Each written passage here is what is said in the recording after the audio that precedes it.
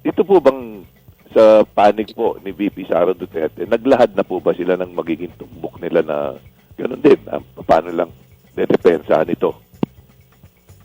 Alam po ninyo, malaking bahagi po ng mga depensa ng ating pong pangalang Pangulo ay mga mga evidence din po ng pong prosecution sa totoo lang. So, I don't think meron pong bago sa mga dokumento, ebidensya po na ilalatag po nila. In fact, parang wala nga doon halimbawa na nagpapaliwanag bakit ginamit ng tama yung confidential funds. No? Parang hindi ho sila maglalatag doon ng miyembro ho ng tauhan nila na nagsasabi na ito po yung pinagamitan ng tama ng confidential funds. So sa madaling salita, ang gagamitin din nila ay yung mga exhibits ninyo. Ganun po ba? Pero pakikita na lang nila na hindi ito ang interpretasyon dapat dito. Parang ganon.